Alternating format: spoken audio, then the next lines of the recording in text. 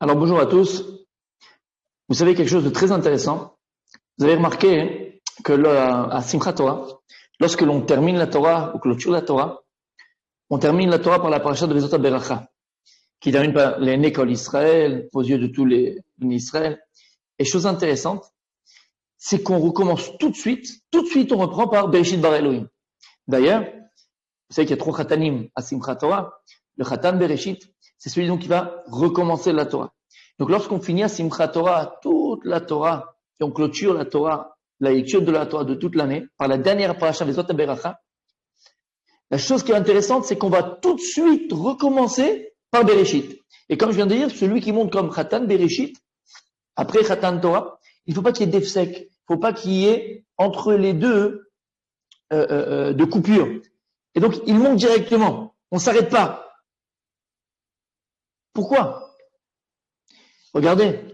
Par exemple, lorsque on fête la fin de l'année, le 31 décembre, chez les nations, a priori, il n'y a aucun rapport entre l'année qui se clôture et la nouvelle année. Ce que je veux dire par là, c'est que on finit l'année et demain sera un autre jour. On ne recommence pas tout de suite à travailler, d'ailleurs c'est férié. Comme à l'école. Tu vas à l'école, c'est le 31 juin, on a 2 mois de vacances. Et la rentrée, c'est le 1er septembre. Celui qui était en CM1, on lui dit pas le 31 juin, allez, tu sais quoi? Allez, maintenant tu vas sortir le cahier du CM2 et on va commencer la première leçon. J'ai fini. 2 mois de vacances et on reprend l'année prochaine. Regardez la Torah de Dosha, regardez dans la Torah. C'est pas ainsi. On termine la Torah, on clôture la Torah. Alors on devrait dire, arrête, c'est bon, on reprend la semaine prochaine. Bereshit la semaine prochaine. Non.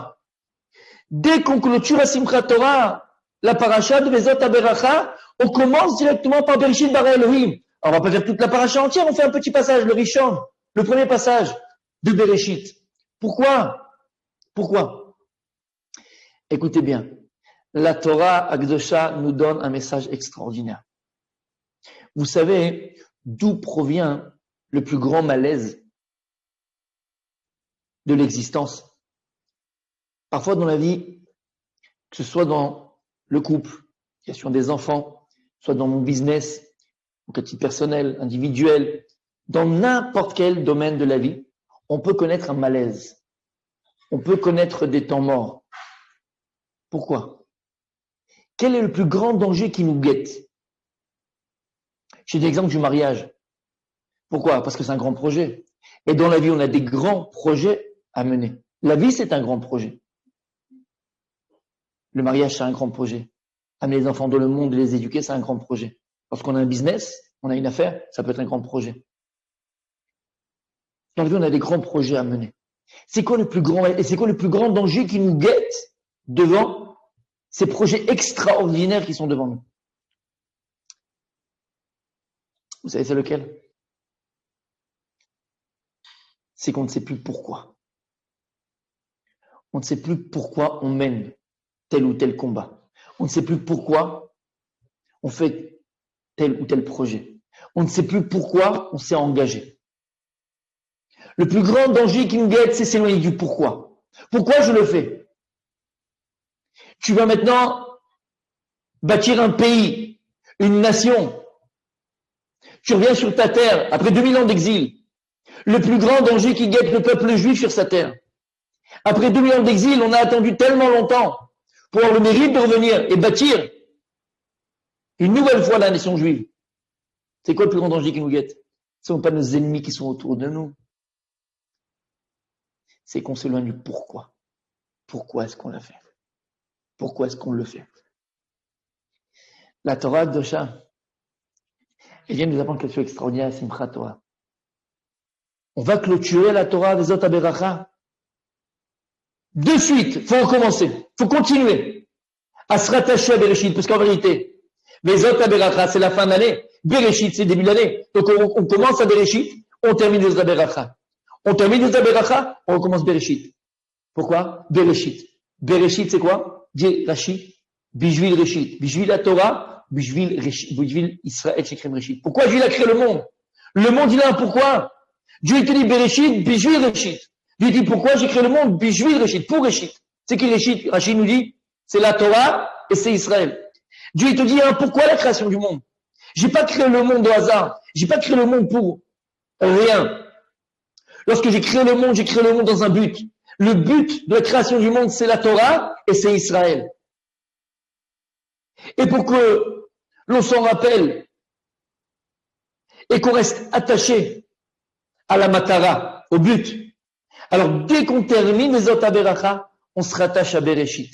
Parce que si tu ne te rattaches pas à chaque fois que tu fais quelque chose, à chaque étape dans laquelle tu vas arriver, tu ne te rattaches pas à chaque fois au pourquoi je le fais, pourquoi je suis là, pourquoi je me bats, alors je suis en danger.